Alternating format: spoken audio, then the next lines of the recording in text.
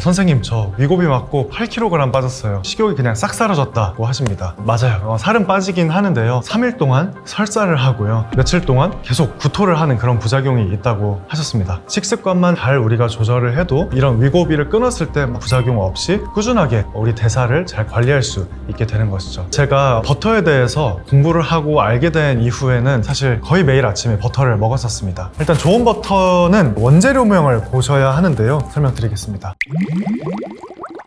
네, 안녕하세요. 지식한상 구독자 여러분. 저는 글루코피 서비스를 통해서 지금까지 4만 명 이상의 당뇨인분들의 혈당 관리를 도왔고요, 양닥터라는 유튜브 채널을 통해서 건강 정보를 전달드리고 있는 의사 양혁용입니다.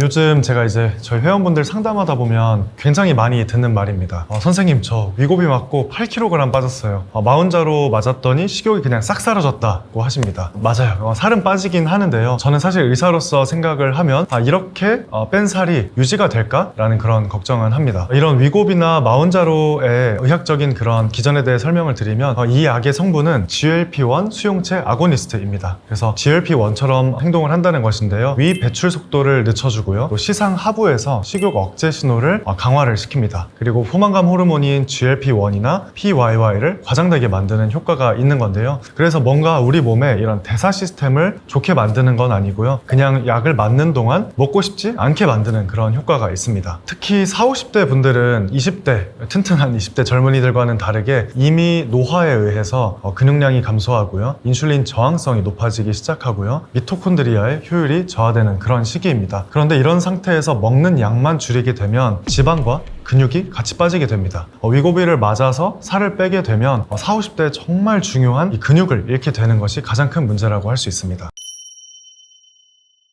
최근에는 제 지인분들도 그렇고 TV에도 나오지만 과일 주스를 마신다거나 채소 주스 이런 식으로 유동식으로 식사를 아침을 시작하시는 분들이 있는데요, 사실 이렇게 식사를 하시게 되면 음식을 씹는 게 아니기 때문에 인슐린이 미리 분비되는 그런 효과를 누리실 수가 없고요, 또한 포만감 신호도 약해지기 때문에 배고픈 상태가 유지가 됩니다. 위 배출 속도가 엄청 빨라지면서 혈당이 급격하게 올라가는 혈당 스파이크가 생기게 됩니다. 그래서 저 같은 경우는 어렸을 때는 제가 당근 주스도 이제 어머니께서 갈아서 먹어본 적이 있고, 20대 초반까지는 단백질 쉐이크, 당이 들어간 걸 먹은 적도 있었는데, 요즘에는 되도록이면 씹으면서 단백질과 지방이 풍부한 계란을 전 아침에 주로 챙기는 편입니다. 그런데 제가 이제 버터에 대해서 공부를 하고 알게 된 이후에는 제가 제 몸을 철저히 관리할 때는 사실 거의 매일 아침에 버터를 먹었었습니다. 너무 많은 양은 아니었고요, 한 15g 정도, 1테이블스푼 정도를 먹거나 버터에 좀 적응이 되고 나서는 한 입 정도 베어서 먹었습니다. 이렇게 버터를 먹게 되니까 아침 포만감은 잡아주고요, 제가 앞으로 말씀드린 버터의 여러 가지 긍정적인 효과들을 다 경험할 수 있었습니다. 이제 버터를 이야기를 하면 굉장히 많은 분들이 오해를 하시는 게, 그냥 이 버터가 좋은 거니까 그냥 언제 먹어도 효과가 있는 게 아니냐라고 말씀을 하시는데요, 사실은 이 버터는 언제 먹느냐가 일단 80%를 결정하게 됩니다. 그래서 이걸 한마디로 설명을 하면, 지금 공복인 우리 몸의 상태는 에너지를 어떻게 쓸지 그 방향을 결정하는 상태이다 라는 것입니다. 그런데 이제 공복에 버터, 이 지방을 넣게 되면 몸이 완전히 다르게 이제 해석을 하게 됩니다. 지방을 아침에 공복 상태에서 먹게 되면 혈당은 올라가지 않고요, 인슐린 분비가 안 되다 보니까 우리 몸 입장에서는 당이 아니라 지방을 태워야겠다라고 이제 몸의 회로를 돌리기 시작합니다. 그래서 제가 권장드리는 섭취 시간은 아침 공복, 혹은 아침이 아니더라도 8시간에서 12시간 정도 공복을 유지한 이후에 드시는 것을 추천을 드립니다. 그래서 나는 밤에 일하고 아침에 자는데 하시는 분들도 걱정을 하실 필요가 없이 공복 상태일 때 드시는 게 가장 중요하다는 것이고요. 이제 얼마나 먹어야 되는지 궁금하실 텐데요, 제가 이제 버터 좋다고 저희 글루코피 회원분들에게 말씀을 드리면 선생님이 좋다고 하니까 50g을 먹었다는 분들이 있는 거예요. 근데 그렇게 버터를 드시면 이제 버터가 아니고요, 설사 유발제입니다. 처음으로 이제 버터를 드시기 시작한다면 정말 조금 5에서 10g 정도 드시는 게 좋고요, 조금 더 적응이 된 이후에는 한 테이블스푼 정도 드시면 됩니다. 근데 내가 만약에 운동을 굉장히 많이 하는 사람이다 하시는 분들, 그리고 좀 버터에 적응이 됐다 하시면 버터는 20g에서 30g 사이까지 아침 공복에 드시면 좋습니다. 그리고 이제 먹는 빈도는 매일 먹어도 되는데요, 처음에 이제 버터 먹기를 시작을 하셨다면 매일 드시기보다는 주 3회에서 4회 정도 적응하는 기간을 가져주시고요, 그리고 적응이 됐다면 매일 필요할 때 드셔주시면 됩니다. 다만 만약 내가 그날 고탄수에 고지방 식사를 한다, 그런 경우에는 포화지방 섭취 하루 권장량을 초과할 수가 있기 때문에 그때는 버터량을 줄여주시거나 안 드시는 게 좋고요. 또 만약에 뭐 담낭이나 췌장에 문제가 있었다 이런 경우에도 매일 먹는 거는 권장드리지는 않습니다. 네, 제가 이제 지식한상 촬영을 오기 전에 제가 이렇게 사이바이오닉스 GS1이라는 이런 연속 혈당 측정기를 팔에 붙이고 있는데요. 이 센서를 붙이면 핸드폰으로 바로 혈당이 실시간으로 들어오게 됩니다. 그래서 아침에 공복으로 와서 혈당 측정을 한번 해보면 좋겠다고 하셔가지고 이제 공복 상태로 왔고요. 지금 공복 상태는 제가 이제 아침에 일어난 직후에는 90 정도였었는데요. 지금은 촬영을 하면서 약간 긴장을 한 것 같습니다. 그래서 지금 현재 상태는 이 위에 보이시는 것처럼 111. 이 상태에서 한번 제가 이 앵커버터를 한번 먹어보도록 하겠습니다. 지금은 이제 칼이 없기 때문에 뜯어가지고 그냥 제가 좀 버터를 많이 먹던 시절에는 그냥 이렇게 출근하기 전에 한 입? 네, 이렇게 편하게 베어 보시면은 적게는 뭐 10g 정도? 제가 한 번 더 먹었잖아요. 5g 정도에서 총 방금 15g 정도를 먹었습니다. 맛있어요. 네, 처음에 시작하기에는 조금 많은 양이긴 한데요. 조금 적응이 된 분들은 이 정도 드시는 건 전혀 문제가 없고요. 매일 드셔도 괜찮습니다. 속이 불편감이 없고 더부룩함이 없다고 하시는 분들은 좀 더 크게 이거보다 한 1.5배 정도 드셔도 효과가 좋고요. 근데 그것보다 더 많이 먹게 되면 포화지방량이 너무 많아질 수가 있고 초과 칼로리가 많기 때문에 너무 많이 드시는 건 이제 권장드리지 않습니다. 그리고 이 정도만 먹어도 정말 신기하게 포만감이 안 먹었을 때는 훨씬 더 오래 유지가 됩니다. 그리고 우리 몸 입장에서는 지방이 들어왔기 때문에 이제 지방을 산화시키는 회로를 활성화시키게 됩니다. 가공 버터가 아니라 이런 천연 버터인 경우에는 동일하게 15g 드셔주시면 되고요. 최대한 20g 정도 드셔주시면 됩니다. 그래서 기버터나 여기에 있는 뭐 이런 이즈니 버터 혹은 뭐 앵커 버터 아니면 뭐 프레지덤 이런 거 다 상관없이 비슷하게 양을 드셔주시면 됩니다. 이 버터는 사실 한 번만 먹어도 혹은 뭐 일주일만 먹어도 효과가 있습니다.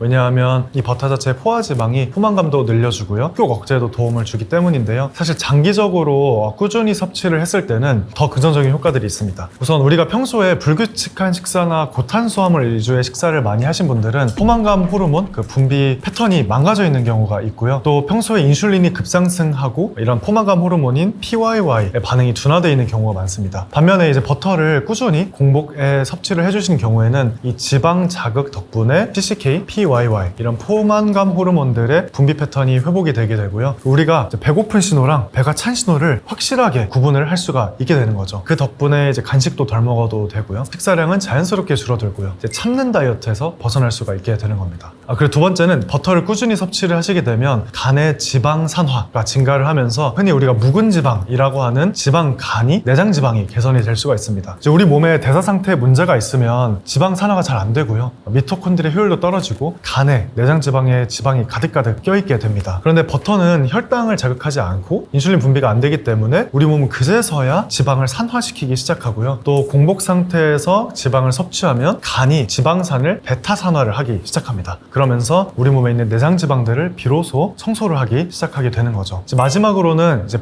부티르산이라는 성분이 변비와 장 건강에 도움을 줄 수가 있습니다. 이 부티르산은 단세 지방산이고요. 대장에 있는 상피세포의 주 에너지원이 됩니다. 이제 보통은 우리가 식이섬유를 먹으면 장내 미생물의 먹이가 되면서 발효가 돼서 생성이 되는 건데요. 버터는 이미 소량의 부티르산이 포함이 되어 있기 때문에 이 부티르산은 장 점막세포에 직접 에너지를 공급을 하고요. 그러면서 장벽을 더 강화시킵니다. 그러면서 장의 염증을 억제를 시켜주고요. 그러면서 장 연동 운동까지 개선을 시켜주는 거죠. 다만 이 버터가 모든 분들에 있어서 다 장 건강을 챙겨주는 건 아니고요. 변비를 해소시켜주는 건 아닙니다. 지방 섭취가 부족해서 담즙 분비가 저하되어 있는 분들에서 버터가 담즙 분비를 촉진하고요. 장 운동을 자극까지 하면서 이제 물이나 식이섬유를 먹어도 해결이 안 되던 변비가 이제 해결이 되는 경우가 존재를 합니다. 저 같은 경우에는 버터를 한 3개월 정도 먹었을 때 경험한 그런 효과가 있었는데요. 저는 이제 아침에 기상 이후에 기버터 약 15g 정도를 먹었습니다. 소금 약간 먹었었고요. 이 정도 시간이 지났을 때 아침에 저는 집중력이 증가되는 효과가 있었습니다. 왜냐하면 아침에 탄수화물로 인한 혈당 롤러코스터가 없어졌기 때문이고요. 그리고 아침에 공복의 스트레스가 감소됐습니다. 지금 방금도 이게 정말 거짓말이 아니라 공복 상태였잖아요. 이 앵커버터를 조금 베어 물었을 뿐인데 벌써 배가 조금 안정적이고 찬 느낌이 듭니다. 그렇기 때문에 이제 불필요한 간식을 아침에 먹지 않아도 됐고요. 그리고 저 혈당 변동성도 줄어들면서 당월색소 개선에도 도움을 받아볼 수가 있었습니다. 일단 좋은 버터를 고르는 법, 앵커버터, 그리고 이즈니 버터, 그리고 여기 기버터 버터까지 이제 준비를 해주셨는데요. 이것들 보기 전에 먼저 좋은 버터를 고르는 방법을 제가 설명드리겠습니다. 일단 좋은 버터는 일단 여기 원재료명을 보셔야 하는데요. 보통 이 뒷면에 원재료명이 있습니다. 이 원재료명을 보셨을 때 성분은 그냥 단순한 게 가장 좋습니다. 원재료명에 유크림이라고 써있거나 이제 가염인 경우에는 소금 들어있는 경우 있고요. 바로버터인 경우에는 젖산균이 들어있는 경우가 있습니다. 이 이외에 다른 뭐 팜유나 경화유, 스프레드, 뭐 가공버터, 아니면 뭐 식물성 기름들, 카놀라유 이런 것들이 들어있는 거는 가공버터이기 때문에 좋지 않습니다.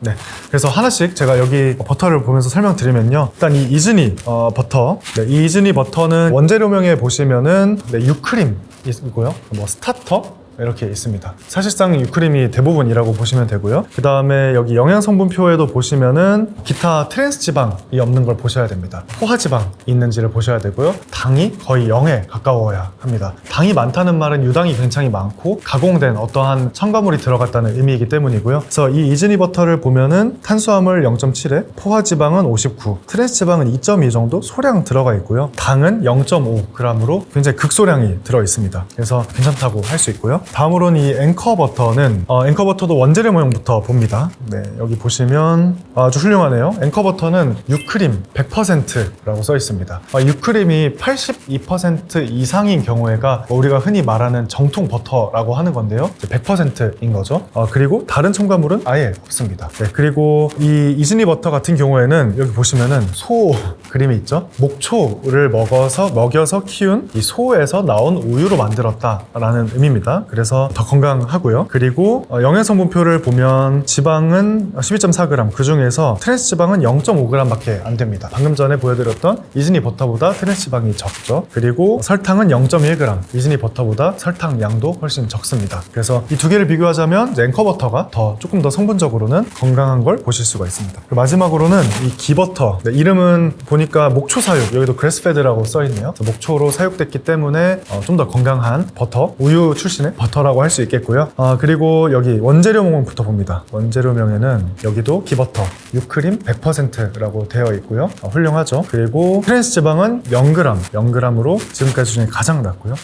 여기 슈거, 당류는 또 0g입니다. 그래서 지금까지 버터 중에는 가장 트랜스지방이 적고 당류도 적고요. 그리고 목초 사육이고 원재료명의 유크림 100%라서 가장 완벽한 버터라고 할 수 있겠습니다.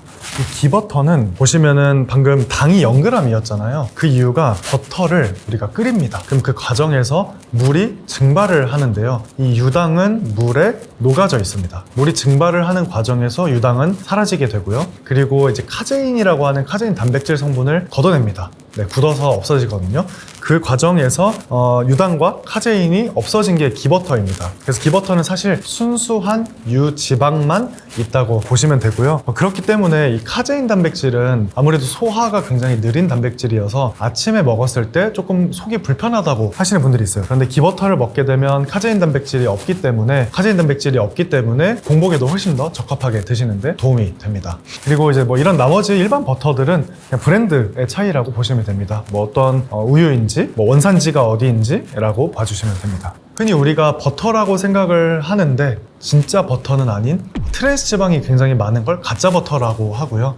마가린이나 뭐 쇼트닝, 뭐 카놀라유 이런 게 들어간 성분들입니다. 제가 앞서서 말씀드린 건강한 버터를 고르는 그 기준에서 원재료명에 식물성 기름이 없어야 된다고 말씀을 드렸죠. 그리고 뭐 쇼트닝, 뭐 스프레드 혹은 뭐 가공버터 이런 단어들이 있으면 안 됩니다. 그래서 이런 나쁜 버터를 자주 먹게 되면 트랜스지방이 과다 섭취가 되기 때문에 LDL, 나쁜 콜레스테롤 수치가 높아지고요. 중성지방도 증가를 할 수가 있고요. 당연히 내장지방 증가와 당뇨에도 좋지 않은 효과를 줄 수가 있습니다. 만약에 원재료명에 이런 것들이 있으면 버터 흉내내는 애들입니다. 팜유, 그리고 대두유, 카놀라유, 해바라기유 이런 식물성 이름, 그다음 혼합 유지, 그리고 혹시 뭐 가공버터라 쓰일 수도 있고요. 아니면 스프레더블, 아니면 유화제나 뭐 향료 이런 단어들이 써있게 되면 얘네는 그냥 피해주세요. 영양성분표를 보실 때는 유지방의 함량이 80% 이상인 게 그냥 기본이고요. 우리가 유럽 기준으로 정통 버터라고 했을 때는 82% 이상에서 이러한 뭐 버터들은 100%까지 있습니다. 그래서 이거 80%보다 낮다,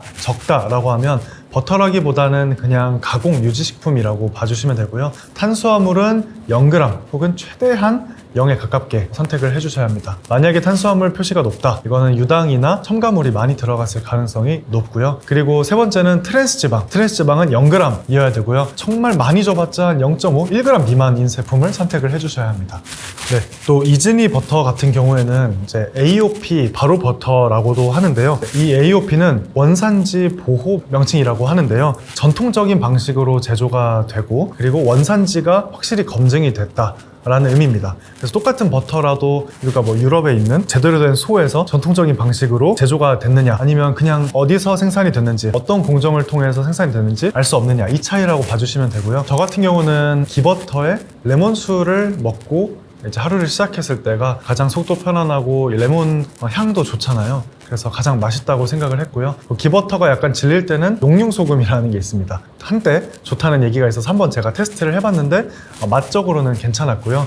요즘에 제가 버터를 먹을 때 활용하는 그런 조합은 올리브유와 버터를 먹는 것입니다. 올리브유가 왜 좋은지는 너무나도 많은 알려진 사실이고요. 버터를 한 10g 정도 먹고요. 올리브유도 1티스푼, 10ml 정도를 먹습니다. 버터는 포화지방이고요. 올리브유는 불포화 지방산이라서 다른 종류의 지방을 이제 잘 챙겨주는 겁니다. 제가 이렇게 설명을 드리면, 그러면 선생님 버터를 먼저 먹어야 돼요? 아니 올리브유를 먼저 먹어야 돼요? 질문을 하시는데요. 저는 이제 버터를 먼저 드시고 한 10분 정도 있다가 올리브유를 드시는 것을 추천을 드립니다. 그 이유는 이제 앞서 말씀드린 것처럼 버터가 들어가게 되면 우리 몸의 미토콘드리아에서 지방을 써야겠다, 뭔가를 먹었는데 당은 아니니까 이 버터의 지방 에너지를 써야겠다 라고 생각하면서 지방산화 시동을 걸기 시작합니다. 그때 이제 올리브유가 들어오게 되면 그 상태를 꾸준히 유지를 시켜주게 되고요. 또 이렇게 조합을 해서 먹었을 때 가장 포만감이 오래 유지되었던 그런 경험이 있어서, 맛만 잘 맞으시다면, 입맛만 잘 맞으시다면 버터 이후에 올리브유를 아침에 드시는 걸 권장드려보겠습니다. 일반 버터에는 이런 유당이랑 카제인 성분이 있습니다. 그래서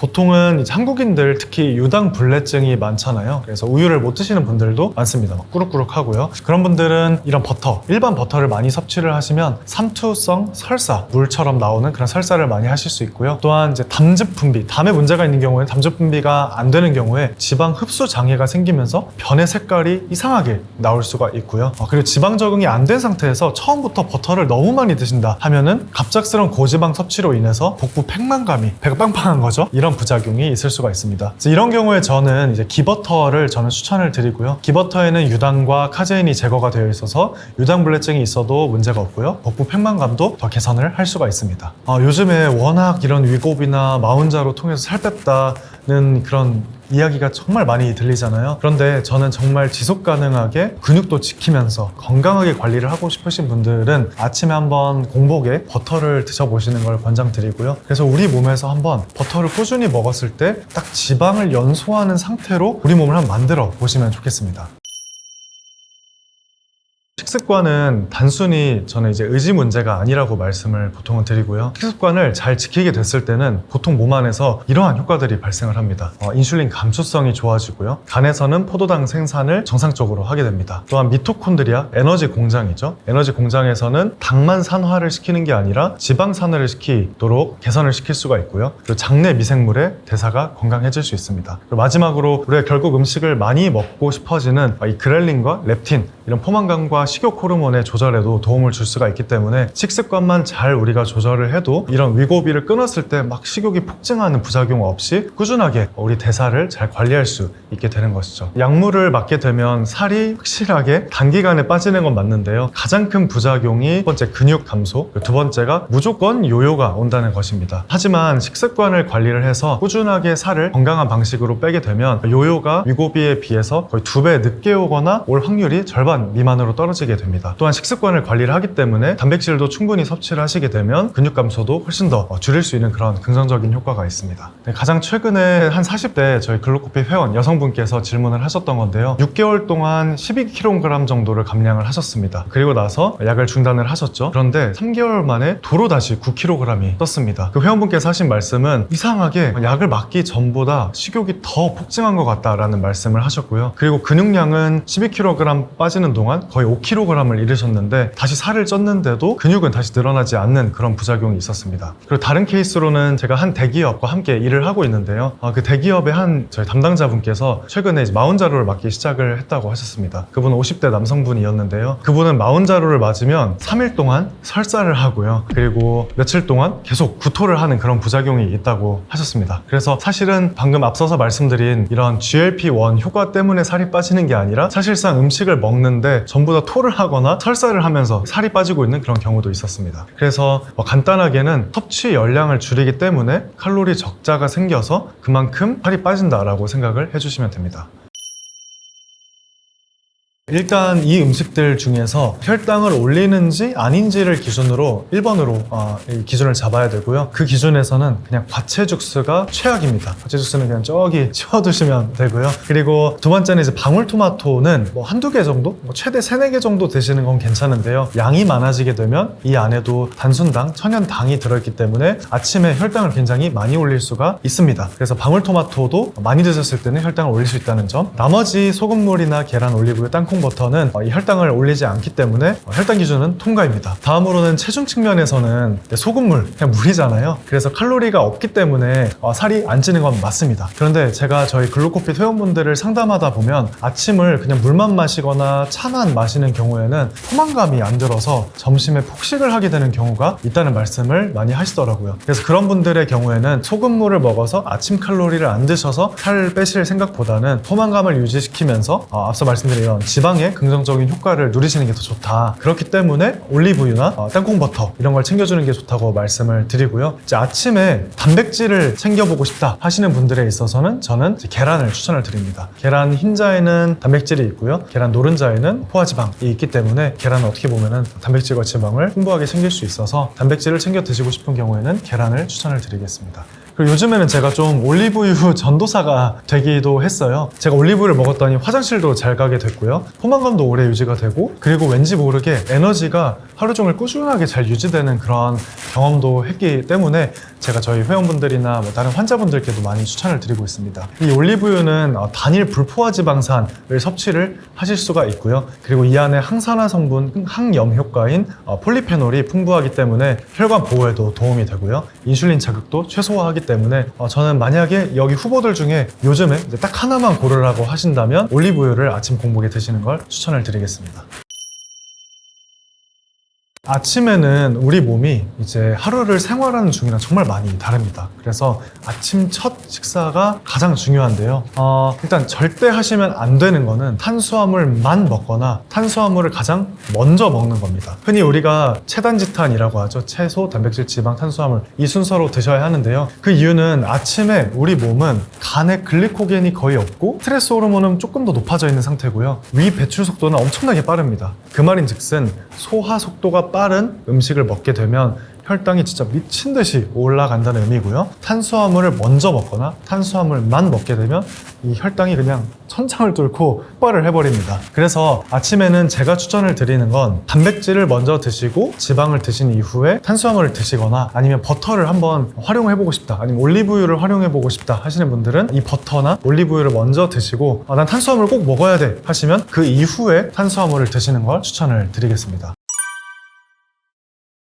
당뇨인분들은 혈당 관리를 하면 굉장히 좌절하는 포인트가 많은데요. 가장 먼저 하시는 게 점심을 샐러드로 바꾸는 겁니다. 그런데 거의 대부분 처음에 이렇게 샐러드로 바꾸시면 혈당 스파이크가 엄청나게 크게 발생을 합니다. 굉장히 많은 사람들이 이렇게 생각하죠. 채소는 걱정 없다, 다 괜찮다. 절반은 틀린 이야기입니다. 정말 수만 명의 당뇨인분들의 혈당 관리를 도우면서 정말 많이 들었던 말이 있습니다. 선생님, 진짜 먹을 게 없어요. 먹기만 하면 혈당이 올라요. 슬퍼하시고 고통스러워하시는 분들도 많이 봤고요. 또 어떤 분들은 먹으면 혈당이 너무 많이 올라가서 불안하고, 안 먹으면 저혈당이 와서 갑자기 쓰러질 것 같고, 먹어도 불안하고 안 먹어도 불안하다 라고 말씀하시는 분들도 정말 많았습니다. 당뇨는 혈당 항상성 떨어져 있는 상태예요. 변동성이 굉장히 높다는 의미인데요. 인슐린 분비가 안 될 수도 있고요. 인슐린 분비는 잘 되지만 내장 지방 때문에 인슐린 저항성이 높아지면서 혈당 조절이 안 될 수도 있습니다. 또 간에서 과도한 포도당 생산이 되는 경우도 있는데요. 이런 것들 때문에 이제 당뇨인 분들은 아무래도 똑같은 음식을 먹더라도 더 혈당이 많이 올라가고요. 잘 안 떨어지다 보니까 굉장히 스트레스를 많이 받고 식단을 어떻게 가져가야 되는지 고민을 할 수밖에 없는 걸 전 좀 많이 봤던 것 같습니다. 한 50대 남성 회원분이셨는데요. 한식만 먹으면 혈당이 거의 240까지 계속 올라가고 몇 시간 동안 지속되는 그런 분이 계셨어요. 이분이 저한테 말씀하셨던 건 어렸을 때 어머니가 해주실 것 같은 정말 이런 건강한 한식으로 먹었는데 밥만 먹으면, 쌀밥만 먹으면 혈당이 올라간다. 굉장히 고통을 호소를 하셨습니다. 안타까웠던 부분은 식사를 하기도 전에 식사할 생각만 해도 혈당이 막 올라갔던 경험도 있었는데요. 제가 추정하기로는 밥을 먹으면 혈당이 너무 많이 올라가니까 미리 너무 스트레스를 받아서 스트레스 호르몬 때문에도 혈당이 올라가고 또 그렇게 스트레스 받은 과정에서 또 밥을 먹으니까 혈당이 엄청나게 치솟았던 그런 회원분이 기억이 납니다. 그리고 또 다른 케이스로는 40대 여성분인데요. 다이어트 혹은 건강식을 드신다고 샐러드를 드셨던 분입니다. 그런데 샐러드를 먹었는데 막 혈당이 엄청나게 많이 오른다. 혈당 측정기 고장난 거 아니냐라고 저한테 말씀을 하셨는데요. 알고 보니까 샐러드에 드레싱을 듬뿍 담아서 드셨고요. 그 드레싱은 TV에서 굉장히 건강하게 포장돼서 광고가 되고 있던 그런 드레싱이었습니다. 그래서 이분은 영문도 모른 채 난 샐러드만 먹는데 왜 이렇게 혈당이 많이 오르지? 샐러드에 설탕 시럽을 뿌려서 먹고 있었기 때문에 혈당이 엄청 많이 오르고 변동성 때문에 막 어지럽고 힘들었던 그런 케이스도 있었습니다. 그래서 섬유질이 많은 채소 위주의 식사는 좋은데요. 단백질 지방은 부족하고요. 드레싱 때문에 혈당은 과도하게 많이 오를 수 있기 때문에 이분께서는 채소를 먹었는데도 더 힘들어졌다는 말씀을 하신 분이었습니다. 굉장히 많은 사람들이 이렇게 생각하죠. 채소는 걱정 없다. 다 괜찮다. 채소는 얼마나 많이 먹어도 괜찮다 생각을 하시는데요. 사실 이건 당뇨인 분들에게는 절반은 맞고 절반은 틀린 이야기입니다. 이런 오해가 왜 생겼는지를 우리가 살펴보면요. 크게 두 부류로 나눌 수 있습니다. 첫 번째는 비전분성 채소, 그리고 두 번째는 전분성 채소입니다. 비전분성 채소는 혈당을 많이 올리지 않는데요. 전분성 채소는 사실상 탄수화물처럼 혈당을 많이 올리는 경향성이 있습니다. 그런데 문제는 마트에 가면 전분성 채소, 비전분성 채소 이렇게 써있는 경우는 거의 없잖아요. 채소 코너에 가가지고 채소에 있으니까 그냥 마냥 좋다고 생각하고 사시는 경우가 많은 거죠. 그러다 보니까 딱 먹었는데 나중에 혈당 측정을 해보니 엄청난 혈당 스파이크, 불상사가 생기게 되는 겁니다. 대부분의 이런 초록잎의 비전분성 채소는 식이섬유 풍부하고요. 그리고 위 배출 속도를 지연시켜주기 때문에 탄수화물을 똑같은 양을 먹더라도 혈당이 천천히 완만하게 올라가게 하는 역할을 해줍니다. 그래서 채소를 충분히 꾸준히 잘 섭취를 하시면 당화혈색소를 낮출 수 있다는 것도 여러 임상 연구에서 검증이 됐는데요. 문제는 탄수화물이 낮은 채소부터 전분 함량이 굉장히 높고 탄수화물이 많은 채소까지 전부 다 채소란 이름이 붙기 때문에 우리가 속게 되는 겁니다. 하루에도 여러 번씩 보는 케이스입니다. 블루코피 찾아주시는 분들은 당뇨이면서 다이어트 희망하시는 분들 혹은 그냥 다이어트만 하시는 분들도 있는데요. 가장 먼저 하시는 게 점심을 샐러드로 바꾸는 겁니다. 그런데 거의 대부분 처음에 이렇게 샐러드로 바꾸시면 혈당 스파이크가 엄청나게 크게 발생을 합니다. 제가 이제 그때마다 어떻게 식단을 바꾸셨는지를 딱 보면 채소로만 이루어져 있는 건 맞아요. 그런데 채소가 어떤 채소들이냐? 잎채소도 있습니다. 옥수수가 들어가 있고요. 감자가 들어가 있는 경우가 있고요. 이제 포케라고 해서 하와이에서 자주 먹는 방식으로 이제 포케를 만들어서 드시기도 하는데 곡류가 들어가거나 뭐 감자가 들어가 있는 경우도 있습니다. 그래서 샐러드를 먹었는데 사실상 전분성 채소를 너무 많이 먹어서 혈당을 급격하게 올리는 케이스는 제가 하루에도 몇 번씩 보고 있습니다. 채소이긴 한데요. 전분 함량이 높은 전분성 채소들은 당뇨인분들은 조금 양을 줄여주시거나 피해주시는 게 좋습니다. 대표적으로는 뭐 당근이나 단호박, 옥수수, 고구마, 감자 이런 것들이 해당이 됩니다. 이런 채소들은 소화되는 과정에서 포도당, 단순당으로 굉장히 빠르게 분해가 되고요. 또 소장에서 굉장히 빠르게 흡수가 되면서 거대한 혈당 스파이크를 만들고 잘 안 떨어지게 만들 수가 있습니다. 이런 음식들은 조리법도 굉장히 중요한데요. 똑같은 고구마도 삶거나 굽거나 찌거나 튀기거나 이런 조리법에 따라서도 혈당 지수가 굉장히 많이 달라지기 때문에 당근을 드시더라도 생으로 드시는 게 좋고요. 똑같은 고구마도 구운 고구마 대신에 삶은 고구마로 드시는 게 혈당 지수를 적게 올리면서 전분의 빠른 흡수를 막을 수 있는 방법입니다. 양닥터 유튜브 채널에서 채소를 한번 신호등으로 나눠서 설명을 드렸는데 반응도 좋았습니다. 기억하기가 쉽다고. 오늘 한번 제가 이 신호등 체계로 한번 소개를 드리고 싶고요. 제 채널에선 소개를 드리지 않았던 이 영양 성분들에 대해서 의학적인 기전까지 조금 더 자세하게 설명드려 보려고 합니다. 녹색 그룹, 황색 그룹, 적색 그룹으로 나눠져 있고요. 이 녹색 그룹은 혈당 걱정이 없고요. 양을 충분히 드셔도 혈당이 안 오르는 그런 채소입니다. 그리고 황색 그룹은 조리 방법이나 숙성 정도에 따라서 양에 따라서 혈당을 올릴 수도 있는 그런 그룹이고요. 적색 그룹은 글루코핏 데이터상 거의 80% 회원분들 이상에서 혈당을 그냥 올린다고 보면 되는 그런 채소들입니다. 자, 첫 번째 녹색 그룹부터 설명을 드리겠습니다. 당뇨 관점에서는 이 채소가 탄수화물 흡수를 늦추는가, 인슐린 저항성을 악화시키지 않는가, 그리고 식후 혈당 곡선을 완만하게 만드는가 잘 체크를 해주시는 게 중요합니다. 이 역할을 하는 게 아피제닌이나 케르세틴, 설포라판 같은 분자 단위의 이런 성분들인데요. 녹색 그룹 채소인 이 샐러리, 아피제닌이 굉장히 풍부하게 들어있습니다. 아피제닌은 혈당과 염증, 인슐린 신호를 동시에 관리해주는 플라보노이드 성분인데요. 이 아피제닌은 우리 몸의 인슐린 저항성을 줄여주는 역할을 하게 됩니다. 인슐린 신호 전달 체계에서 염증성 물질들이 신호 체계를 방해를 하면서 인슐린 저항성을 높이는 안 좋은 역할을 하는데요. 여기에서 아피제닌은 이 염증성 사이토카인을 줄이는 방향으로 작용을 하게 됩니다. 혈당 조절이 더 잘 되겠죠. 두 번째는 간에서 포도당을 과생산하는 걸 억제하는 효과가 있습니다. 우리는 밥을 먹지 않더라도 공복 상태에서 간에서 계속 당을 뿜어내는데요. 이 아피제닌은 간의 포도당 생성 경로를 막으면서 억제하는 효과를 주게 됩니다. 먹어서 오르는 혈당을 억제하는 것뿐만 아니라 먹지 않았을 때의 혈당도 잘 조절한다는 의미겠죠. 그리고 마지막으로는 신경과 스트레스 축을 완화시킬 수 있는데요. 가바수용체라는 것을 진정작용을 하게 됩니다. 그 과정에서 스트레스 호르몬 코르티졸로 인한 혈당 상승을 억제시켜주면서 샐러리를 꾸준히 섭취하시게 되면 스트레스 감소로 인해 혈당 상승도 억제하는 데 도움을 받아보실 수 있다는 뜻이죠. 양배추에는 글루코시놀레이트라는 성분이 풍부한데요. 양배추는 사실 칼로리도 적고요. 수분이 굉장히 많고요. 위에도 좋다는 얘기들이 많이 있죠. 이런 것도 굉장히 좋은 게 맞는데요. 글루코시놀레이트 성분에 대해서 설명을 드리고 싶습니다. 글루코시놀레이트는 사실 양배추나 브로콜리, 케일 같은 십자화가 채소에 풍부한 황함유의 식물 화합물입니다. 그런데 글루코시놀레이트가 갑자기 우리 몸에 막 좋은 역할을 주는 건 아니고요. 전구 물질입니다. 이게 무슨 말이냐면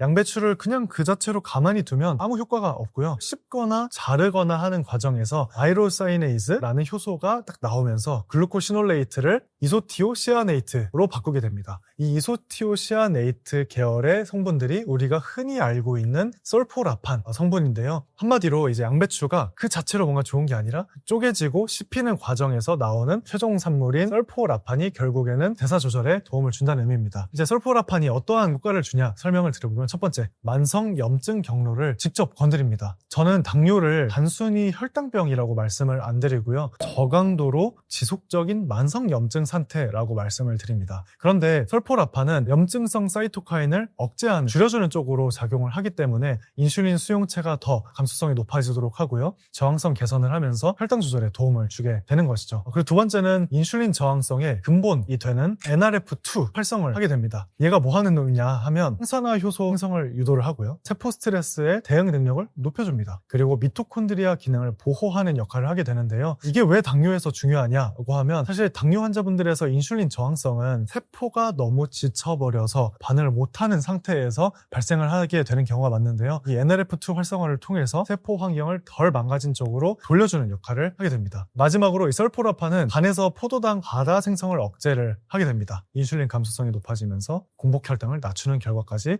보이는 그런 연구 또한 있습니다. 그래서 양배추를 정리를 하자면 식이섬유 풍부하고요, 수분 풍부하고요, 위에도 편안하고요, 글루코시놀레이트에서 나오는 이 설포라판 성분까지 인슐린 저항성과 염증 개선하는 데까지 너무 도움을 많이 주기 때문에 녹색 그룹에 넣었습니다. 그런데 이 말 다 듣고 제가 선생님 양배추 좋다고 말씀을 하셔서 먹어봤는데 효과가 없어요, 혈당이 올라요 하시는 분들은 두 가지 케이스가 있습니다. 첫 번째는 너무 양배추를 오래 익혀서 드셨을 때는 앞서서 말씀드린 마이로사이네이즈 효소가 열에 약합니다. 양배추를 푹 삶게 되면 설포라판으로 나오는 효율이 줄어들게 되고요. 두 번째는 이 양배추를 쌈장이나 드레싱을 뿌려서 먹는 경우에는 당연히 이 설탕 시럽이기 때문에 혈당을 많이 올릴 수가 있습니다. 그래서 양배추를 드실 때는 되도록이면 생으로 드시거나 최대한 좀 데쳐서 간단하게 드시고요. 드레싱은 뿌리지 않고 드시는 걸 추천을 드립니다. 그 다음으로 녹색 채소는 브로콜리인데요. 브로콜리도 설포라판으로 유명합니다. 어렸을 때 저희 어머니가 저한테 해주신 말씀인데요. 브로콜리가 생김새가 나무같이 생겼잖아요. 혁용아, 브로콜리를 먹어야 된다. 마치 작은 나무에 있는 좋은 성분을 다 먹는 것 같은 효과가 효과가 있어 라고 말씀하셨던 게 아직까지도 기억에 남아요. 그래서 이 브로콜리에는 굉장히 여러 가지 항염, 항산에 도움을 주는 영양 성분들, 그리고 설퍼러판이 풍부하기 때문에 인슐린 개선에도 도움을 줄 수 있다는 연구가 굉장히 많이 있습니다. 마지막으로는 양파인데요.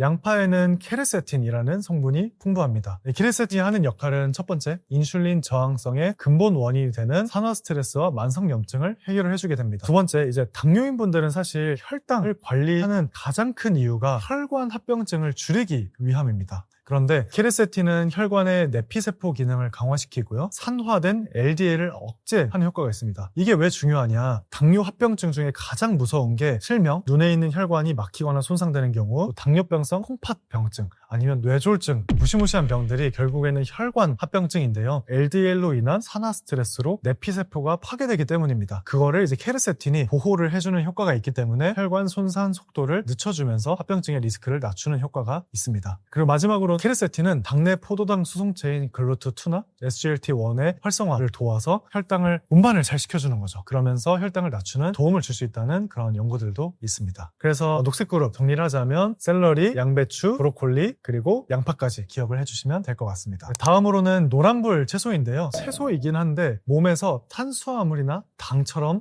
행동하는 아이들, 이 성분 자체는 좋은데 조리법이나 양에 따라서 혈당 배신을 할 수 있는 친구들이거든요. 특징은 천연당이 좀 함유가 되어 있고요. 가열을 했을 때 흡수가 굉장히 빨라지는 그런 채소들입니다. 한마디로 자동차인데 브레이크도 있긴 한데 엑셀이 같이 달려 있어서 잘못하면 엑셀을 풀로 밟아서 엄청나게 혈당을 올릴 수 있다는 의미인 거죠. 첫 번째는 당근입니다. 이거 당근은 정말 좋은 줄 알았는데 배신당했다 하실 수 있는데요. 당근은 생으로 먹으면 사실 초록색, 녹색 그룹입니다. 그런데 익혔을 때 주황색에서 적색 그룹까지 될 수 있는 채소인데요. 그 이유는 당근당, 천연당이 들어 있습니다. 생당근 자체에는 세포벽도 단단하고요. 또 씹어야 되고 당 흡수도 느리기 때문에 괜찮은데 익히게 되면 세포벽이 파괴가 되면서 소화 흡수 속도는 빨라지고 단순당이 몸 안에 금세 들어오게 되면서 혈당을 올릴 수가 있게 됩니다. 당근을 너무 좋아하신다 하면 생으로 드셔야 되고요. 익혀 먹거나 갈아서 드시면 절대로 안 된다는 거 기억을 해주시면 좋겠습니다. 두 번째 주황색 그룹 채소는 파프리카입니다. 사실 이 정체부터가 과채류입니다. 식물학적으로는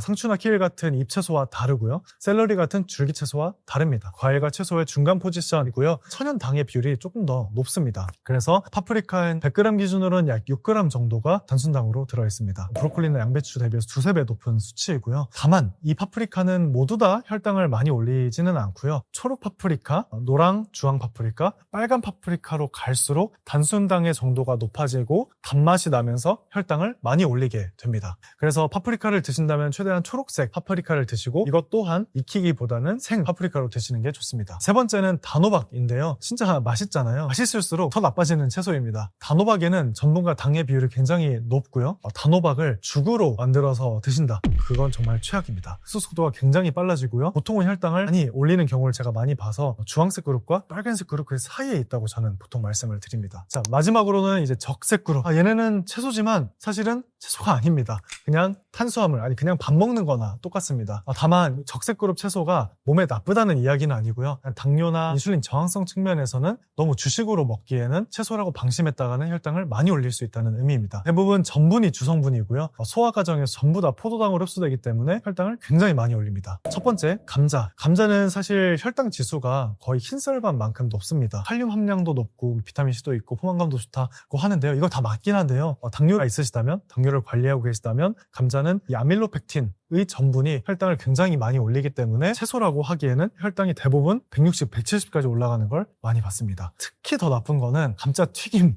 안 되고요. 매시드 포테이토 이것도 흡수가 빨라서 안 좋고요. 감자 스프도 혈당을 굉장히 많이 올리기 때문에 피해 주시는 게 좋습니다. 두 번째 적색 그룹 채소는 고구마인데요. 이 고구마는 정말 다이어트에도 좋은 음식으로 알려져 있고 당뇨에도 좋은 음식으로 알려져 있다 보니까 많은 분들이 배신을 정말 많이 당하는 그런 채소입니다. 생고구마 자체는 혈당 지수가 55 정도로 좀 낮은 편이에요. 그런데 이 고구마의 함정은 조리법에 있습니다. 삶은 고구마, 찐 고구마, 그리고 군고구마 가면 갈수록 혈당 지수가 엄청나게 급격하게 많이 올라가면서 그냥 설탕에 가깝게 지수가 높아지게 되고요. 군고구마 정말 혈당 지수가 높아서 피해 주시는 게 좋습니다. 고구마 중에서는 자색 고구마가 가장 혈당을 적게 올리고요. 호박 고구마가 가장 혈당을 많이 올립니다. 고구마 말랭이나 고구마 튀김도 당연히 주의를 해 주셔야겠죠. 그래서 만약에 고구마를 드시고 싶다면 자색 고구마로 생으로 드시거나 삶아서 드시는 방법, 그리고 단백질과 지방을 좀 풍부하게 드셔주셔야지 흔히 알고 있는 고구마의 효과들을 누릴 수 있다고 보시면 됩니다. 세 번째 적색그룹 채소는 옥수수인데요. 애초에 곡물입니다. 식물학적으로 곡물에 가까운 구조이기 때문에 전분 많고요. 섬유질이 있긴 하지만 이걸 또 찐옥수수로 만드는 과정에서도 혈당을 굉장히 많이 올릴 수가 있습니다. 10g당 탄수화물이 20g 이상이기 때문에 혈당을 많이 올릴 수가 있고요. 특히 이 옥수수는 왠지 건강한 것 같거든요. 그래서 샐러드 먹을 때 굉장히 많이 들어가는 재료입니다. 그만큼 샐러드 먹을 때 옥수수를 많이 드시게 되면 복병처럼 혈당을 굉장히 많이 올릴 수 있기 때문에 주의를 해주시는 게 좋을 것 같습니다. 적색그룹 채소 마지막이 이제 밤인데요. 이 밤은 지방은 적고 자연식품이고요. 달달해서 간식으로 많이 드시잖아요. 그런데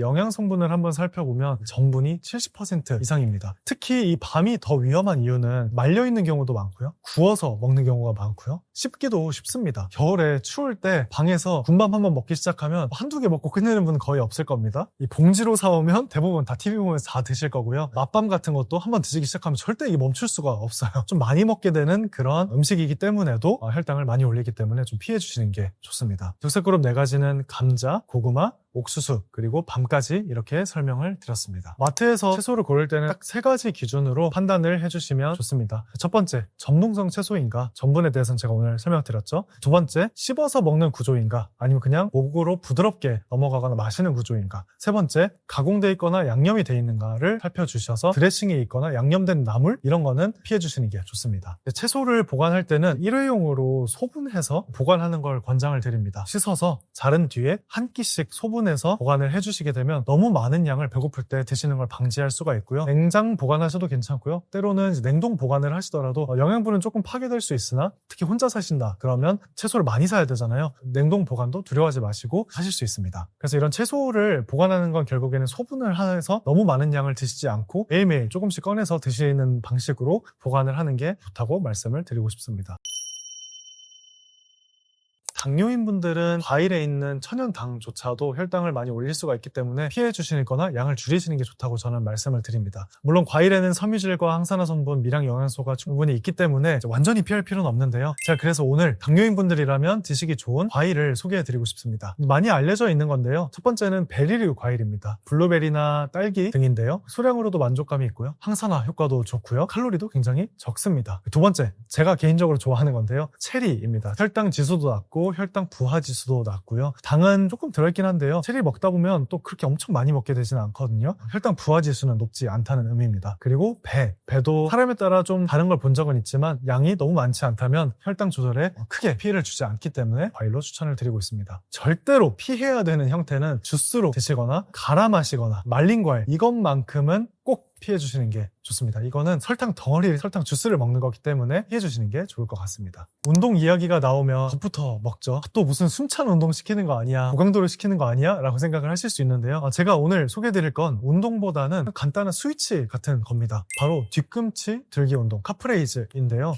이 동작이 왜 중요하냐면요. 종아리 근육은 제2의 심장이자 포도당 저장고입니다. 그래서 종아리 근육이 수축이 되면서 혈당을 조절해주는 효과가 있기 때문인데요. 정말 어렵지 않습니다. 지금 화면에 나오는 것처럼 이렇게 앉아주시고요. 뒤꿈치를 들고 앞꿈치로 쓰면서 뒤쪽을 쫙 짜주시면 됩니다. 이거를 5초 동안 천천히 올려서 5초 동안 쫙 짜주시고요. 그 다음에 다시 천천히 5초 동안 내려주세요. 10번 정도 반복을 해주시면 밥 먹은 이후에 이렇게 카프레이즈 뒤꿈치 들기만 하셔도 혈당 조절이 잘 되는 걸 제가 정말 많은 저희 글로코핏 회원분들과 테스트를 하면서 발견을 했습니다. 뒤꿈치 들기 운동을 안 해보신 분들이라면 이렇게 앉아서 하시는 걸 권장을 드리고요. 한 15분 정도만 하셔도 굉장히 땡기면서 근육 운동이 제대로 된 거를 경험하실 수 있습니다. 그리고 이 운동 같은 경우는 너무 간단하기 때문에 TV를 보면서 하실 수도 있고요. 그냥 제 유튜브 채널 지식한상 보시면서도 꼭 한 번씩 이렇게 식사 이후에는 해주시면 좋을 것 같습니다. 저는 이렇게 생각합니다. 당뇨를 이기는 핵심은 완벽한 식단을 만드는 게 아닙니다. 그냥 내가 하루하루 내 상태를 점검하고 혈당을 측정하면서 하나씩 개선을 해나가는 게 가장 중요하다고 말씀을 드립니다. 당뇨인분들은 혈당 관리를 하면 굉장히 좌절하는 포인트가 많은데요. 뭘 먹어도 혈당이 오른다. 바꿨는데 여전히 오른다. 이렇게 죄책감을 느끼고 좌절하지 않으셔도 괜찮고요. 오늘도 내가 어떤 음식을 먹었는지 몸의 반응을 살피고 혈당 측정을 해서 하나라도 개선을 하셨다. 그러면 오늘은 성공한 하루입니다. 지식한상 그리고 저희 양닥터와 함께 영상들 꾸준히 보시면서 하나씩 건강하게 바꿔나가시다 보면 분명히 당뇨로부터 함께 해방하는 날을 같이 그려볼 수 있을 것 같습니다. 췌장암을 생각하면 사실 제 머릿속에는 저승사자가 생각이 납니다. 그런데 우리가 마냥 건강하다고만 생각했던 음식을 먹으면 췌장을 그냥 칼로 찌르는 셈입니다. 제가 오늘 지식한상 구독자분들께 딱 짚어드리고 싶은 거는 첫 번째는 편의점, 컨비니언트 스토어이잖아요. 그래서 굉장히 편리하죠. 그 말은 즉슨 편의점에 있는 음식들은 우리가 편하게, 좀 빠르게, 간단하게 먹기 좋은 음식들이 굉장히 많다는 의미입니다. 그래서 빠르게 먹기 좋고요. 그만큼 빠르게 혈당을 올리고요. 빠르게 인슐린을 혹사시키게 분비를 하는 그러한 안 좋은 음식들이 많이 있습니다. 고지방에, 고탄수에, 식이섬유는 적고요. 나트륨은 높은 경우가 많습니다. 편하게 빨리 먹고 간단하게 맛있게 인공적인 맛을 내야 되기 때문에 이런 안 좋은 성분들이 많이 들어가 있는 것이고요. 편의점에 가면 식사할 수 있는 데가 있잖아요. 거기서 드시는 걸 보면 보통 라면에 김밥 그리고 콜라 이렇게 드시는 분들을 심심치 않게 볼 수가 있습니다. 정말 이거는 탄수화물, 정제, 당, 나트륨, 트랜스지방까지 그냥 우리 췌장을 그냥 칼로 꼽는 거라고 보면 되는데요. 혈당을 굉장히 급격하게 올리게 되고요. 그럼 인슐린이 과도하게 분비가 되면서 우리 몸에 췌장이 쉴 틈이 없어지게 됩니다. 배달 음식에서 저는 투톱 가장 안 좋은 거 고르라면 짜장면 최악, 안타깝지만, 그리고 떡볶이 이렇게 두 가지는 가장 피해주시는 게 좋다고 말씀드립니다. 둘 중에 사실 어떤 걸 선택하나 좀 어렵긴 한데요. 딱 하나만 골라야 된다면 편의점 음식이 더 안 좋을 것 같습니다. 왜냐하면 배달 음식은 어쨌든 주방에서 요리를 해서 따끈따끈하게 나오는 음식들인 반면에 편의점은 좀 오래 보관을 해야 되는 음식들이 더 많잖아요. 그 과정에서 조금 더 가공 식품에 가까워지기 때문에 편의점 음식이 더 안 좋다고 좀 고르고 싶습니다.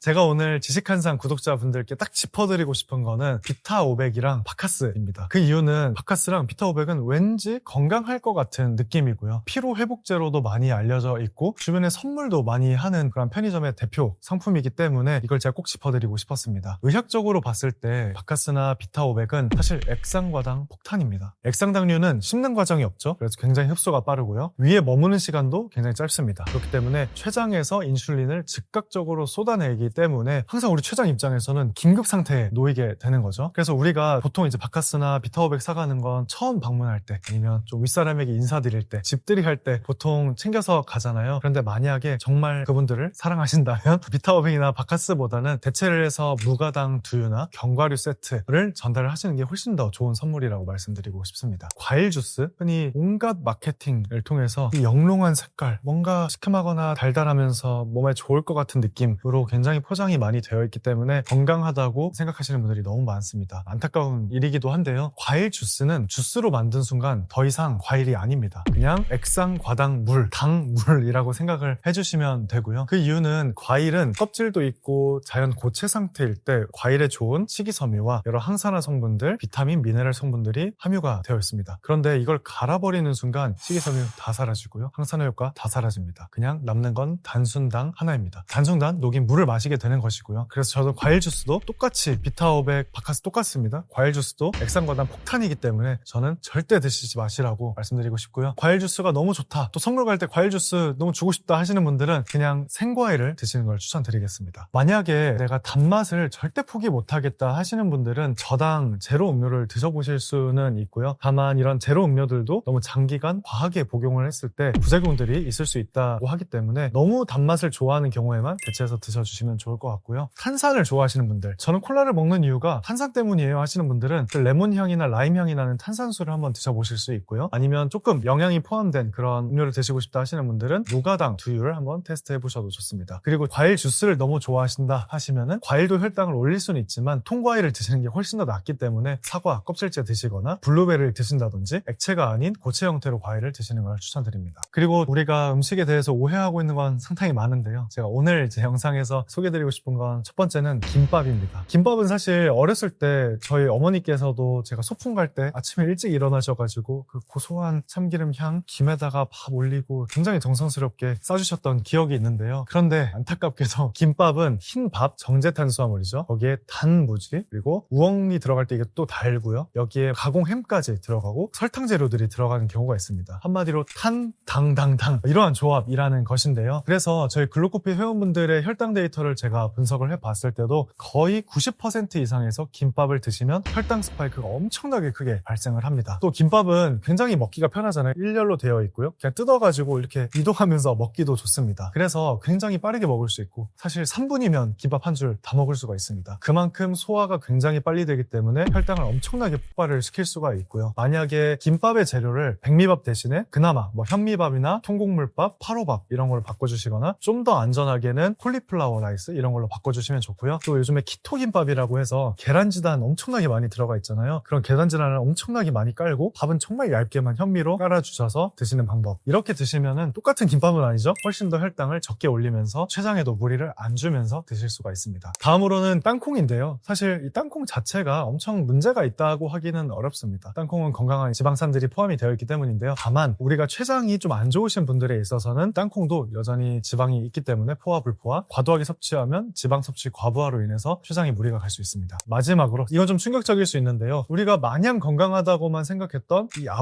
아보카도도 췌장염이나 췌장 기능 저하가 있거나 췌장암의 병력이 있으신 분들에게는 췌장을 그냥 칼로 찌르는 셈입니다. 왜냐하면 아보카도를 많이 먹게 되면 과도한 불포화 지방산이 들어오면서 췌장에 있는 지방 분해 효소를 너무 과하게 분비시키면서 무리를 줄 수 있기 때문입니다. 이런 땅콩과 아보카도는 췌장에 전혀 문제가 없는 젊고 건강한 분들이라면 걱정할 필요가 없고요. 좀 고령이거나 췌장에 문제가 있으신 분들의 경우에는 피해 주시거나 전문의와 상담 이후에 드셔주시는 걸 권장드리겠습니다.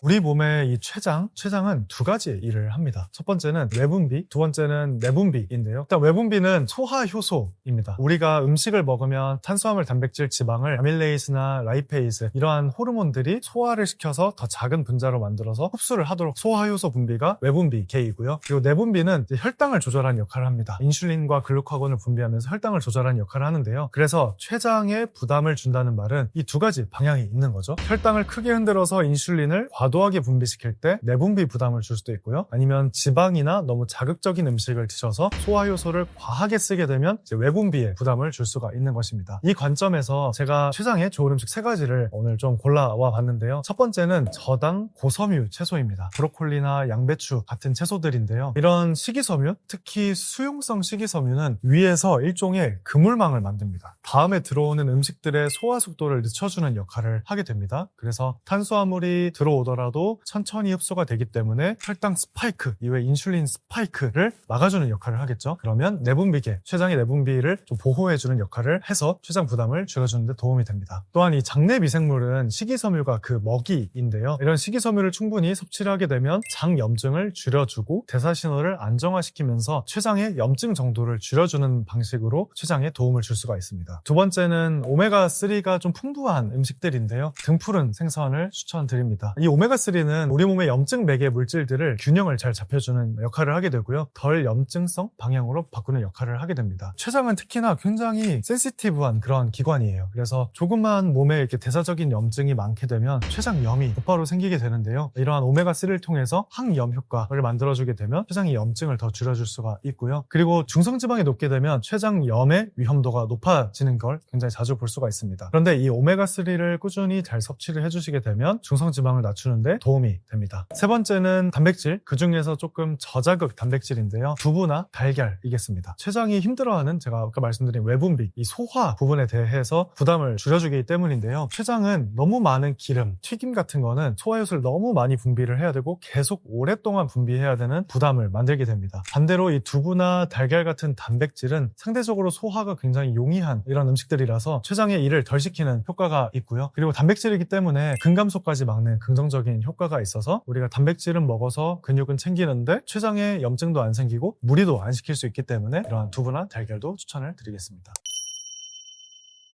제가 요즘 추천드리는 건 이렇게 크게 세 가지가 있는데요. 첫 번째는 무가당 두유입니다. 설탕이 들어간 음료는 액상당이잖아요. 근데 무가당 두유는 상대적으로 당 부담 없죠. 그리고 단백질과 지방이 섞여 있기 때문에 혈당에 무리가 덜 가는 편입니다. 그리고 그냥 탄산수만 먹기에는 너무 영양분이 없기 때문에 배가 고프다고 하시는 분들이 많아서 제가 무가당 두유를 추천을 드렸을 때 글루코피 회원분들은 대부분 조금 더 포만감 조절이 잘 됐다, 간식으로 먹기에도 괜찮았다라는 말씀을 많이 주셔서 추천을 드립니다. 두 번째는 삶은 달걀입니다. 삶은 달걀은 사실 저는 너무나 휴대하기가 좋고 편의점에서 2구짜리 있잖아요. 2개 들어있는 거 사서 그냥 까서 먹기에 너무 편하기 때문에 제가 추천을 드리고요. 단백질 공급도 되죠. 흰자에서. 그리고 노른자에서 지방 공급이 되면서 당은 전혀 없기 때문에 혈당 걱정을 하실 필요가 없습니다. 췌장에 조금 문제가 있다, 진단을 받으신 적 있다 하시는 경우에는 노른자는 조금 빼고 드시거나 줄여서 드시는 건 필요할 수가 있습니다. 세 번째는 오메가3 캡슐 영양제인데요. 현실적으로는 우리가 영양제를 챙겨 먹기보다 항상 자연식품에서 영양분들을 챙겨주시는 게 더 좋기는 한데요. 사실 우리가 어떻게 맨날 등푸른 생선을 구워 먹겠습니까? 이렇게 음식을 통해서 섭취를 하기가 어려운 경우에는 보조를 하기 위해서 오메가3 영양제를 매일 하나씩 챙겨주시는 것도 좋은 방법입니다. 췌장암이 걸렸다 그러면 제가 말씀드리고 싶은 한 가지는 췌장에 갑자기 큰 일을 시키지 말자, 이것만 기억을 해주시면 됩니다. 너무 지방이 과한 육식 위주의 식사를 하시게 되면 외분비계에서 지방 소화 효소가 너무 많이 분비가 되면서 무리를 할 수가 있게 되고요. 췌장암이 있으시다면 과도한 지방을 섭취를 하시게 되면 지방변이 나오면서 변이 기름지고 물에 뜨고 냄새가 심해지는 그런 부작용이 있고요. 체중이 더 빠질 수도 있습니다. 그리고 한 번에 무리를 안 주기 위해서 한 번에 너무 많이 먹는 거, 탄수화물을 너무 많이 먹어서 혈당을 급격하게 증가하는 것도 피해 주시는 게 좋습니다. 그래서 이렇게 급격하게 췌장한테 무리를 안 주기 위해서 혈당을 천천히 올리려면 식사를 하실 때는 씹는 시간을 최대한 늘려주시고요. 씹는 과정에서 침이 분비가 되면 탄수화물 소화를 하는데요. 그 과정이 천천히 이루어지게 됩니다. 그리고 씹게 되면 또 장 호르몬인 GLP-1이나 CCK 호르몬이 분비가 되면서 이 위의 배출 속도를 조절을 해줍니다. 그러면서 포만감 신호도 주고요. 인슐린 분비도 적당하게 하게 되는데요. 너무 빨리 먹게 되면 위 배출 속도가 엄청나게 빠르게 소화가 되면서 혈당을 급격하게 올리면서 췌장에 무리를 줄 수 있기 때문에 일단 천천히 씹어서 식사하는 것부터 해주시면 좋을 것 같습니다.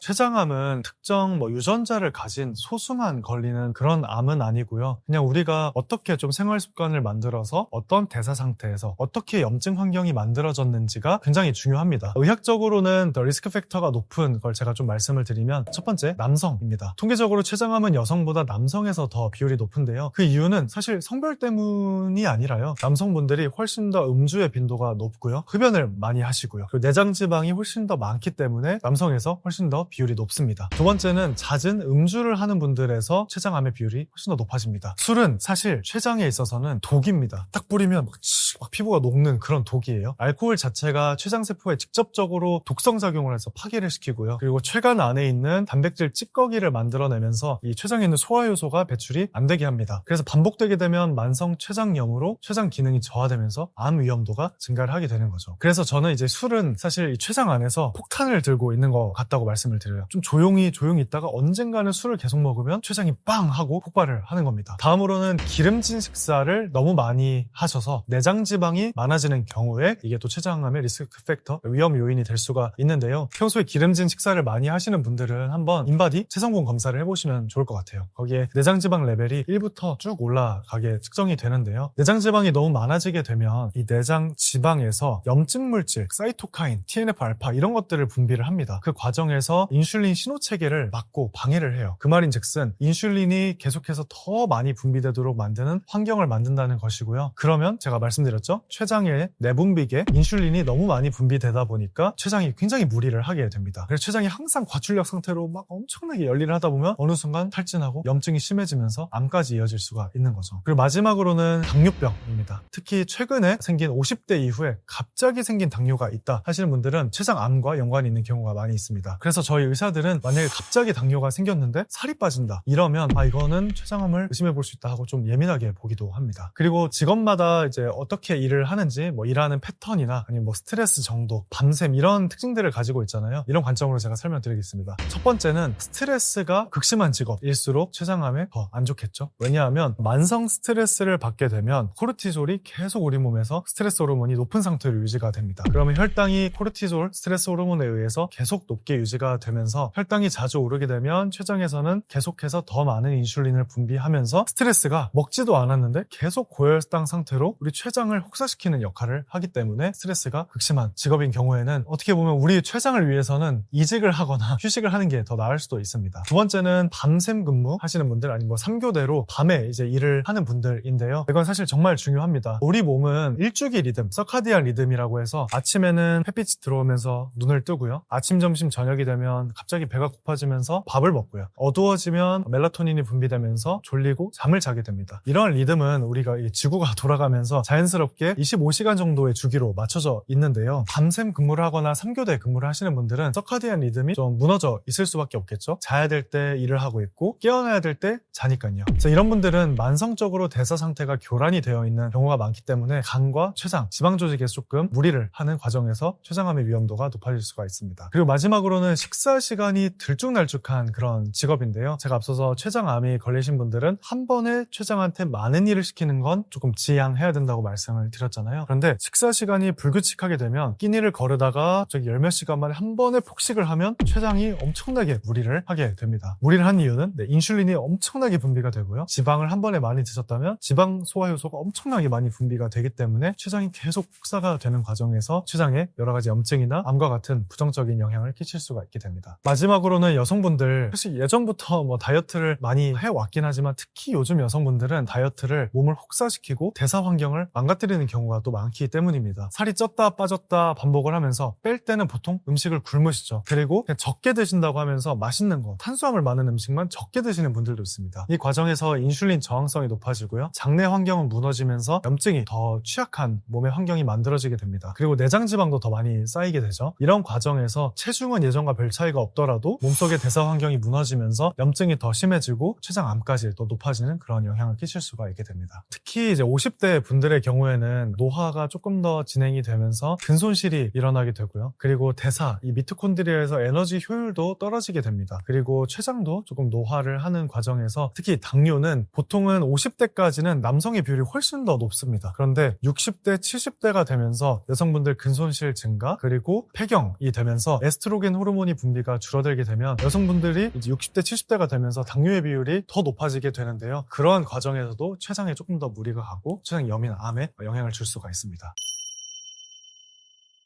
췌장암을 의심할 수 있는 가장 대표적인 증상 중에 하나는 입술의 색깔이 변한다는 것입니다. 췌장에 문제가 생기게 되면 황달이 생길 수가 있는데요. 황달은 얼굴이 누래지는 거잖아요. 담관 폐쇄와도 연관이 됩니다. 담즙이 못 내려가면서 혈액으로 역류하게 되면서 피부나 눈 흰자가 노래지면서 입술이나 입 안쪽이 먼저 색깔이 누렇게 변하는 경우가 있고요. 또 입술이 하얗게 창백하게 변하는 경우도 있습니다. 그래서 만약에 입술 색깔이 변하거나 입술이 너무 창백하게 변한다면 췌장암을 의심을 해볼 수가 있고요. 최근에 이제 유튜브에 보니까 이제 발에 어떤 신호가 있다고도 이제 많이 나오더라고요. 그걸 조금 설명을 드리면 췌장암은 혈액을 조금 굳게 만드는 그런 암입니다. 무슨 말이냐면 혈액이 굳게 되면서 발 아래로 가는 혈관을 막게 되면 한쪽 발만 엄청 부을 수가 있는 거죠. 이것도 췌장암의 증상으로 의심을 해볼 수가 있습니다. 좀 더 대표적으로는 췌장암이 걸리시게 되면 특별하게 내가 살을 빼려고 하지 않았는데 6개월 안에 10% 이상의 체중 감량이 있는 경우, 이 경우에는 꼭 의심을 해보셔야 되고요. 췌장암은 소화 효소가 분비가 안 돼서 흡수가 안 되니까 살이 쭉쭉 빠지는 겁니다. 다음으로는 변의 색깔이 변하는 건데요. 회색변이 나오게 됩니다. 담즙이 장으로 내려와야 변의 색깔이 갈색으로 변하게 되는데요. 췌장의 그 머리 부분, 췌두부에 종양이 생기게 되면 담관을 누르거나 담즙이 장으로 못 내려오게 되면서 변의 색깔이 회색이나 하얀색으로 나타나게 되는 증상이 있습니다. 그래서 이러한 증상이 있으시다면 최대한 빨리 병원에 가셔서 제가 앞서 말씀드린 검사들을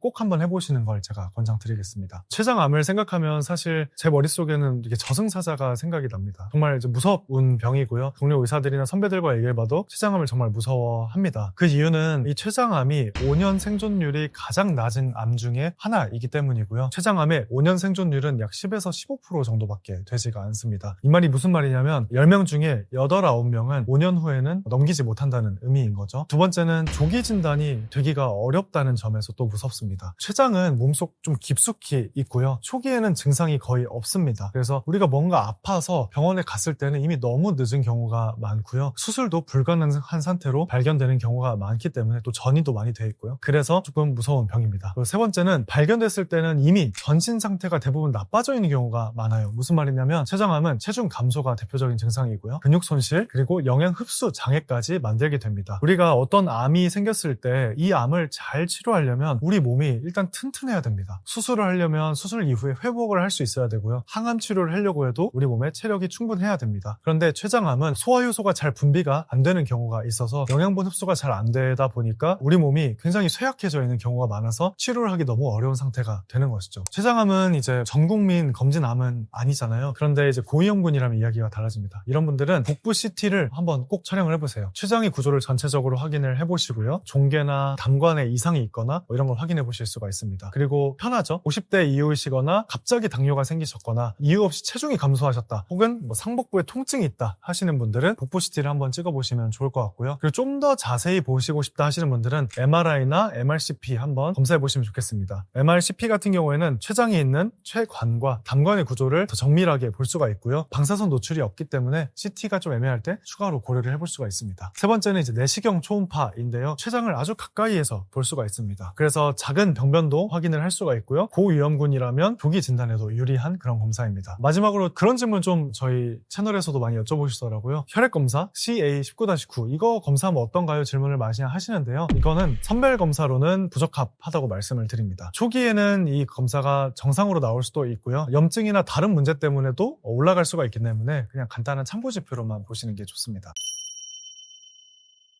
제가 첫 번째로 추천드리고 싶은 건 술을 끊는 거 아니면 줄이는 것입니다. 췌장과 술은 정말 상성이 나쁩니다. 알코올은 췌장세포에 직접적인 독성을 주어서 파괴를 시키고요. 췌장액의 성분을 변화시키기도 하고요. 그 과정에서 만성췌장염에 만성염증이 암까지 이어지게 하는 역할을 하기 때문에 췌장이 조금이라도 안 좋다는 얘기를 들으신 적이 있거나 아니면 얼굴이 좀 누래진 적이 있다 하시는 분들은 술을 반드시 끊거나 줄여주셨으면 좋겠습니다. 그리고 두 번째는 야식을 끊으셨으면 좋겠는데요. 야식이 문제인 이유는 사실 똑같은 음식을 먹으면 아침, 점심, 저녁 언제 먹든지 간에 똑같은 칼로리가 아니냐 생각하실 수 있는데요. 밤에는 인슐린 저항성이 더 높아지게 되면서 혈당과 중성지방 처리가 지연이 됩니다. 그래서 내장지방이 더 많이 쌓이게 되고요. 그 과정에서 염증 물질이 또 엄청나게 많이 분비가 됩니다. 그렇기 때문에 야식은 좀 피해 주시는 게 좋을 것 같고요. 혈당 스파이크를 만드는 음식들도 피해 주시면 좋습니다. 탄수화물만 먹는다든지 액상 과당을 드신다든지 비타500을 원샷을 하신다든지 아니면 식사 순서를 탄수화물을 가장 먼저 먹는다든지 이러한 습관들을 좀 줄여주시는 방법으로 혈당 스파이크를 방지를 해주시면 인슐린의 분비량을 줄이면서 췌장이 인슐린을 분비하는 과로하는 걸 막으면서 또 췌장암을 좀 예방하는 데 도움이 될 수 있습니다. 마지막으로는 제가 이제 앞서서 편의점 음식부터 시작을 했잖아요. 이 편의점이나 배달 음식을 매일 먹는 건 좀 피해보자는 겁니다. 바쁜 현대인이다 보니까 매일 요리해서 드시는 건 어려울 수 있기 때문에 그냥 아예 배달 음식이나 편의점을 안 먹자까지는 어려울 수 있지만 주 1회 혹은 2주에 한 번 정도만 이렇게 배달이나 편의점 음식으로 드시면 좋겠고요. 그 이유는 사실 배달 음식이나 편의점은 정제 탄수화물 많고요. 나트륨 너무 높고요. 포화지방이나 트랜스지방, 튀김류가 많기 때문입니다. 그래서 이런 음식들을 조금 줄여주신다면 췌장암의 확률을 낮추고 조금 더 잘 관리를 할 수 있을 거라고 생각합니다.